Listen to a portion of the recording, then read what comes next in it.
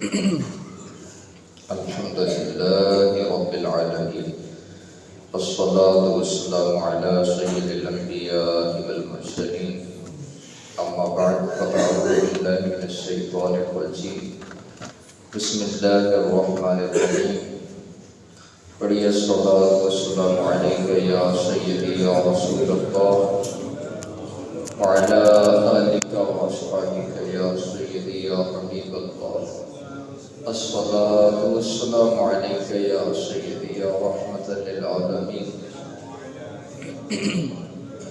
وعلى آلك وأصحابك يا سيدي يا خاتم النبيين۔ اللہ تعالیٰ کے فضل و کرم سے ہم نے نماز فجر باجماعت ادا کی۔ درس قرآن پاک میں ہم سب شرکت کر رہے ہیں۔ اللہ تعالیٰ ہم سب کی حاضری اپنی پاک بارگاہ میں قبول فرمائے۔ اللہ تعالیٰ قرآن پاک میں ارشاد فرماتا ہے، منافقین کا ایک اور طرز عمل، ایک اور ان کی نشانی جس سے منافقین کی پہچان آسان ہو جاتی ہے۔ یقین مانیے جب یہ پورا رکوع ہم پڑھتے ہیں تو ہمیں شبہ ہونے لگتا ہے، اللہ تعالیٰ معاف فرمائے، کہیں ہمارا بے شمار منافقین کے اندر تو نہیں ہوتا، ہمارا ایمان بھی کہیں ہمارے ہاتھ سے چلا تو نہیں گیا۔ انسان کو یہ غور و فکر تو ہونی چاہیے کہ میرا جو قیمتی اثاثہ ہے ایمان، کہیں وہ میرے ہاتھ سے ضائع نہ ہو جائے، کہیں کوئی چور چوری نہ کر کے لے جائے، کہیں ایسا نہ ہو کہ ایمان میں سمجھتا رہوں ہے میرے پاس لیکن حقیقت میں تو بندے کے پاس کچھ بھی نہ ہو۔ آئیے یہ طرز عمل دیکھیے منافقین کا۔ اللہ تعالیٰ ارشاد فرماتا ہے وَإِذَا لَقُوا الَّذِينَ آمَنُوا قَالُوا آمَنَّا، جب وہ ملتے ہیں ایمان والوں سے تو کہتے ہیں آمنا، ہم تو پکے مومن ہیں اور ہم نے بھی کلمہ پڑھا ہے، ہم بھی نمازیں پڑھتے ہیں، حج بھی کرتے ہیں، عمرہ بھی ادا کرتے ہیں، صدقہ و خیرات بھی ادا کرتے ہیں، سارے کام ہم کرتے ہیں، لہذا جیسے تم مومن ہو ویسے ہم بھی کیا ہیں؟ مومن ہیں۔ وَإِذَا خَلَوْا إِلَىٰ شَيَاطِینِهِمْ، اور جب اپنے شیطانوں کے پاس تنہائی میں ہوتے ہیں تو کہتے ہیں اِنَّا مَعَكُمْ، بے شک ہم تو تمہارے ساتھ ہیں۔ اور جب ان سے پوچھا جاتا ہے جب ہمارے ساتھ ہو تو پھر مومنوں کے پاس جا کے کیوں بیٹھتے ہو اور ایمان والوں سے جا کر کیوں کہتے ہو کہ ہم مومن ہیں؟ تو وہ ان کے جواب میں کہتے ہیں انما نحن مستہزئون، ایمان والوں کے ساتھ تو ہم یوں ہی ہنسی اور مذاق کرتے ہیں اور ہم مومن نہیں ہیں لیکن ان کے ساتھ تو ویسے ہم کھیل کرتے ہیں، ان کے ساتھ تو ویسے ہم تماشا کرتے ہیں اور ٹھٹھا اور مذاق کرتے ہیں۔ یہ منافقین کا طریقہ تھا، وہ ایمان والوں کے پاس جا کے کہتے کہ ہم مومن ہیں۔ اس آیت مقدسہ کا شان نزول سنیے۔ عبداللہ بن ابی یہ رئیس المنافقین تھا، منافقین کا سردار تھا۔ ایک دن یہ اپنے ساتھیوں کے ساتھ چند منافقین کے ساتھ چوک میں کھڑا تھا، گپ شپ ہو رہی تھی۔ اتنے میں سرکار کے صحابہ حضرت صدیق اکبر، حضرت فاروق اعظم اور حضرت سیدنا مولا علی شیر خدا کرم اللہ تعالی وجہہ الکریم آپ تشریف لے آئے۔ جب آپ ان کے پاس آئے یہ منافق کہنے لگا اپنے بیلیوں سے، کہنے لگا دیکھنا میں ابھی کیسے ان کو بدھو بناتا ہوں اور دیکھنا ابھی میں کیسے ان کے ساتھ کھیل کرتا ہوں۔ وہ گیا ان کے پاس جا کر کہنے لگا، سب سے پہلے ملا جا کے صدیق اکبر پاک کو اور ان کو سینے سے لگایا، ان کے ہاتھ کو اپنے ہاتھ میں لے کر کہنے لگا میں آپ سے بڑی محبت کرتا ہوں اور ان کی بڑی تعریف کی کہ آپ اللہ تعالیٰ کے رسول کے یار ہیں، آپ افضل البشر بعد الانبیاء ہیں، آپ بڑے اچھے ہیں، مجھے بڑے اچھے لگتے ہیں۔ ان کا ہاتھ اپنے ہاتھ میں لے کر کے ان کی تعریف کرنے لگا۔ اسی طرح اس نے حضرت سیدنا فاروق اعظم کا ہاتھ اپنے ہاتھ میں لے کر کہا۔ پھر مولا علی پاک کے پاس آیا اور مولا علی پاک تو آپ جانتے ہیں، سرکار نے فرمایا میں علم کا شہر ہوں، علی اس شہر کا دروازہ ہے۔ تو حضرت مولا علی پاک کے پاس جب آیا آپ نے اس کی بو سے محسوس کر لیا کہ اس کی جو بات ہے یہ صحیح نہیں کر رہا، یہ دل سے نہیں کہہ رہا، کیونکہ منافق کے منہ سے نکلنے والی بدبو جو ہوتی ہے اس سے مخلص مومن پہچان لیتا ہے کہ یہ بات میں سچا نہیں ہے۔ جب اس نے یہ بات کہی مولا علی پاک کا ہاتھ اپنے ہاتھ میں لے کر کے کہنے لگا کہ آپ بڑے اچھے انسان ہیں، میں آپ کی بڑی تعریف کرتا ہوں، آپ ہیں ہی تعریف کے قابل، آپ تو سرکار کے بھائی ہیں، اور بڑی ان کی تعریفیں کی۔ حضرت مولا علی پاک فرمانے لگے، فرمایا او منافق باز آ جا اپنی حرکت سے، اور فرمانے لگے تمہیں پتہ نہیں ہے منافقین اللہ کی مخلوق میں سے بدترین مخلوق ہے، اور تو بدترین مخلوق بننا چاہتا ہے یا بہترین مخلوق بننا چاہتا ہے؟ کہنے لگا نہیں، میں بھی تمہاری طرح مخلص مومن ہوں، میں جو زبان سے کہہ رہا ہوں دل کے اندر بھی میرے وہی ہے۔ لیکن جب یہ اصحاب رسول چلے گئے پھر اپنے بیٹیوں کے پاس گیا اور کہنے لگا دیکھا میں نے کیسے انہیں بدھو بنایا ہے، وہ تو تعریف کے قابل ہی نہیں ہے۔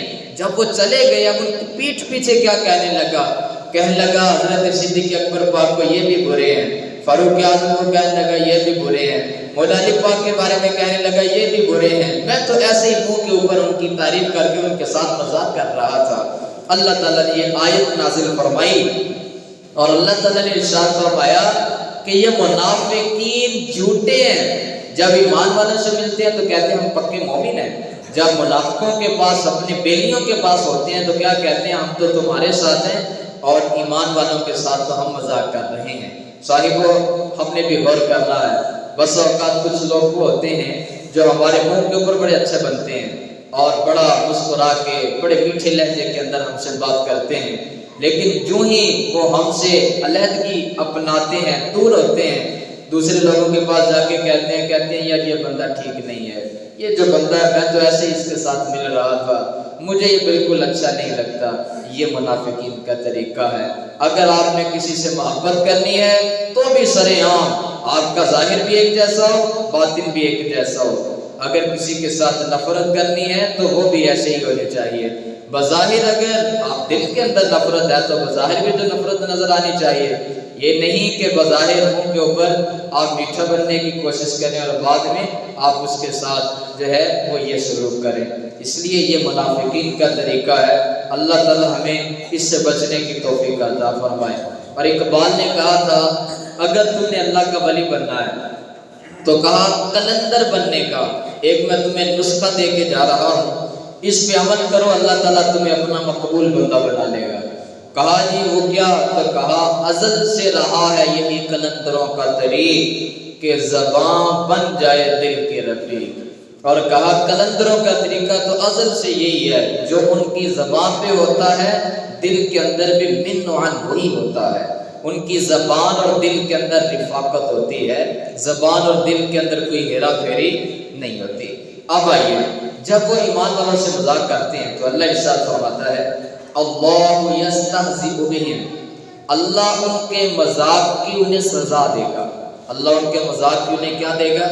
سزا دے گا۔ اور فرمایا وَيَمُدُّهُمْ فِي طُغْيَانِهِمْ يَعْمَهُونَ، اور اللہ انہیں ڈھیل دے رہا ہے کہ وہ اپنی سرکشی میں حیران پھرتے رہیں، اپنی سرکشی میں یوں ہی پھٹکتے رہیں۔ اس لیے اللہ تعالیٰ انہیں کیا کر رہا ہے؟ ڈھیل دے رہا ہے۔ اللہ ان کی سزا کیسے دے گا؟ فرمایا قرآن پاک میں ان المنافقین فی الدرک الاسفل من النار، بے شک منافقین جہنم کے سب سے نچلے طبقے میں ہوں گے، اور پھر جب یہ جہنم کے اندر سارے کے سارے پہنچ جائیں گے منافقین، اب ایک منادی ندا دے گا۔ یہ میں آپ کو بتا رہا ہوں مذاق کیسے کیا جائے گا۔ منادی ندا دے گا، ایک اعلان کرنے والا اعلان کرے گا، وہ کہے گا اے اہل جہنم، دروازے کھل جائیں گے جہنم کے اور کہا جائے گا نکل جاؤ جہنم سے، آج تمہاری سزا ختم ہوتی ہے، آج تم جنت میں داخل ہو جاؤ گے، بھاگو جنت کی طرف، نکل جاؤ جہنم کی آگ سے۔ جب وہ نکلنے کی کوشش کریں گے، بھاگیں گے، تو حدیث پاک میں آتا ہے جیسے ہی وہ دروازے کے قریب پہنچیں گے دروازے فوراً بند کر دیے جائیں گے، پھر دوبارہ وہ جہنم کی آگ میں جھلستے رہیں گے، اور جہنم کی آگ ان کی ہڈیوں کو جلاتی رہے گی اور ان کے وجود سے جسم کو جلا کر کے راکھ کر دے گی. پھر دوبارہ انہیں جب نیا وجود اور نیا جسم ملے گا پھر دوبارہ یہی اعلان ہوگا بھاگو جہنم سے، اب تمہاری سزا ختم ہوتی ہے. لیکن جیسے ہی وہ بھاگ کر کے جہنم کے دروازے کے پاس آئیں گے باہر نکلنے کے لیے، دروازے پھر بند کر دیے جائیں گے. تو یہ ہے اللہ تعالیٰ انہیں ان کے مذاق کی کیا کرے گا؟ سزا دے گا. جیسے وہ ایمان والوں سے مذاق کرتے تھے ایسے اللہ قیامت والے دن ان سے بظاہر مذاق والا معاملہ فرمائے گا. اس لیے اللہ تعالیٰ ارشاد فرماتا ہے اللہ انہیں ڈھیل دے رہا ہے تاکہ وہ اپنی سرکشی میں حیران اور بھٹکتے پھرتے رہیں. اور اگلی بات سنیے، آخری آیت ہے مقدسہ 16 نمبر آیت ہے سورۃ البقرہ کی. اللہ ارشاد فرماتا ہے اولئک الذین اشتروا الضلالۃ بالہدی، فرمایا یہی وہ لوگ ہیں جنہوں نے گمراہی کو ہدایت کے بدلے خرید لیا. ان کے پاس ہدایت تھی لیکن ان نے ہدایت کو بیچ ڈالا، گمراہی کو خرید لیا. اور فرمایا فما ربحت تجارتہم، اور ان کی تجارت نے انہیں کوئی فائدہ نہیں دیا. وما کانوا مہتدین، اور نہ ہی وہ ہدایت یافتہ تھے. اللہ تعالیٰ ارشاد فرماتا ہے یہ کتنے خسارے والا کام کیا انہوں نے، کتنے گھاٹے کا سودا کیا. انہوں نے ہدایت کو بیچ ڈالا، گمراہی کو خرید لیا. اور یہ جو ان کے پاس ہدایت تھی سے مراد ہے کیا؟ مفسرین کرام ارشاد فرماتے ہیں یا تو ان سے مراد مرتد ہیں، یعنی جو پہلے مومن تھے پھر دوبارہ کفر کی طرف چلے گئے اور پھر انہوں نے پچھلا دین ہی اپنا پسند کر لیا تو یہ مرتد ہو گئے. اللہ ارشاد فرماتے ہیں ان کے پاس ہدایت آئی تھی لیکن یہ کتنے بدبخت ہیں، ہدایت کے بدلے انہوں نے گمراہی کو خرید لیا. اور پھر اللہ تبارک و تعالی ارشاد فرماتا ہے فَمَا رَبِحَتْ تِجَارَتُهُمْ وَمَا كَانُوا مُهْتَدِينَ، ان کی تجارت نے انہیں کوئی فائدہ نہیں دیا. فرمایا وما کانوا مہتدین، اور نہ ہی وہ اس کے بارے میں کچھ جانتے تھے.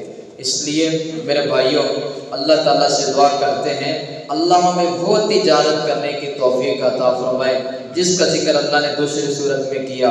وہ تجارت کیا ہے؟ اللہ ارشاد فرماتا ہے ان اللہ اشترى من المؤمنین انفسهم واموالهم بان لهم الجنہ. اللہ ارشاد فرماتا ہے بے شک اللہ نے مومنوں سے خرید لیے ان کے مال بھی اور ان کی جانیں بھی. یا اللہ ان کے مال لے لیے، ان کی جانیں لے لی، اس کے بدلے میں انہیں کیا دیا؟ تو فرمایا بِأَنَّ لَهُمُ الْجَنَّةَ، مال اور جان کے بدلے ایمان والوں کو ہم نے جنت عطا کر دی ہے. اور یہ کتنا نفع کا سودا ہے. مال اور جان یہ دی ہوئی اللہ تبارک و تعالیٰ نے ہے. اگر وہ مال اور جان لے کے ہمیں جنت عطا کر رہا ہے تو یہ اس کا کرم نہیں ہے تو اور کیا ہے؟ یہ اس کا فضل نہیں ہے تو اور کیا ہے؟ یہ اس کی رحمت نہیں ہے تو اور کیا ہے؟ آئیے ہدایت کا یہ جو سرچشمہ ہے اور ہدایت کا یہ جو نور ہے اسے اپنے کلیجے میں ہم منتقل کرنے کی اور اپنے کلیجے کو اس نور سے روشن اور منور کرنے کی ہم کوشش کریں تاکہ ہمارا ظاہر بھی ستھرا ہو جائے، ہمارا باطن بھی ستھرا ہو جائے، ہماری زبان اور ہمارا دل دونوں کے اندر کچھ مناسبت پیدا ہو جائے.